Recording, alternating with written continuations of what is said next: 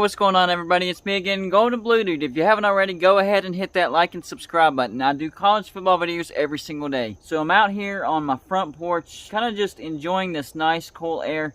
Got to thinking about West Virginia football and what we need to do to beat Oklahoma. Does West Virginia actually have a chance of beating Oklahoma? I think we do, but it's very small, and there's some things we need to change if we do want to beat Oklahoma, if there is a chance to beat Oklahoma. So as we all know, West Virginia is 2-1. That one loss at Maryland, and it was because of 4 turnovers. We had 4 turnovers. Maryland had 0. So that translates to Maryland had 4 extra possessions, and West Virginia still only lost by 6. We almost did the same thing against Virginia Tech. We built up a 27-7 lead, and then in the fourth quarter, with less than a minute left, Virginia Tech had a chance to take the lead and win the football game. We needed a 4th and goal stand, and we got it. But we have to give credit to our defense. Even though Virginia Tech came back, they still only scored 21 points in that game. The problem is our offense, specifically turning the ball over. We have 8 fumbles.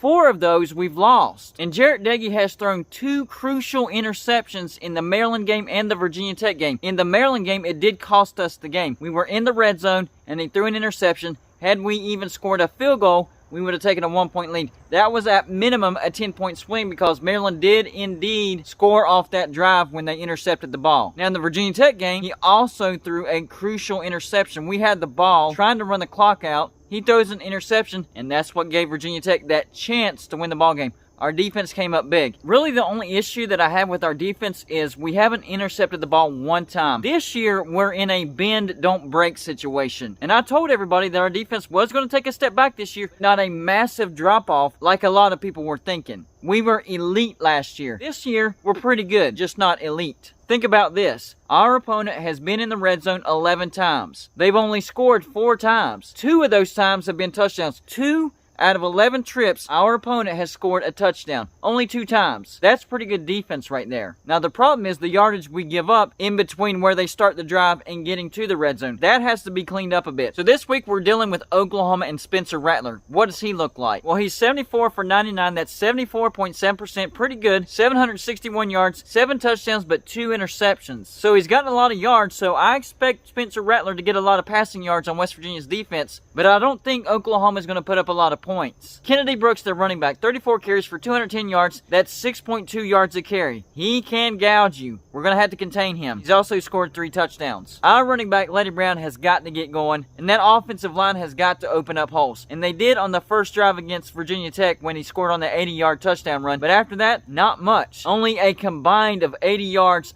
after that one run. So his stats look good for the game, but 80 yards of that came on 1 run. I will say one nice surprise that I've seen this year is our special teams, and that has to play a factor against Oklahoma. Winston Wright Jr. is a threat to take it back to the house every single time. We might need him to do that one time, or at least give us great field position on a consistent basis. We need that. Casey Legg has been a very reliable field goal kicker. That is a relief. He is 4 for 4 on field goals, and they haven't all been chip shots. He had a nice 43-yarder against Virginia Tech. So we're not a feast or famine offense this year. We can actually make field goals if we need to. Here's what West Virginia's schedule looks like after the Oklahoma game. We get Texas Tech at home, then at Baylor, then a bye week, then at TCU. That's a crucial spot. We need to at least split that road trip. Win 1, lose 1. 2-0 would be great though. After that, a home game against number 14 Iowa State, then a home game against Oklahoma State, then at number 25 Kansas State, then a home game against Texas, and at Kansas. I think 8-4 is still very doable and not far-fetched. But a key to that is splitting those road trips. We do get a bye week in between, so that will help. And I think it's official, guys. I think West Virginia is a 2-quarterback system offense. It's not a quarterback battle. Don't get it twisted, but it is a 2-quarterback system. So we will see Garrett Green put in there sporadically to try to confuse the defense sometimes. But our offensive line has got to do better. They have to open up more holes, and they have to protect Jarrett Doege more. He's already been sacked 10 times for 73 yards. Some of that is on Jarrett Doege. For whatever reason, he does not like to step up in the pocket. If he were to do that, I think some of those sacks could have been avoided. Because if you watch the Maryland game, he kind of actually stepped into a few of those sacks. He's got to step up in the pocket and not try to just slide out of it, because that's where the pressure is coming from. Stop doing that, Jarrett Doege. So here's my final thoughts. I do think that our defense keeps it close, but our anemic offense will keep us from beating Oklahoma. It is what it is. That's the facts. Our offense is not good enough to beat Oklahoma.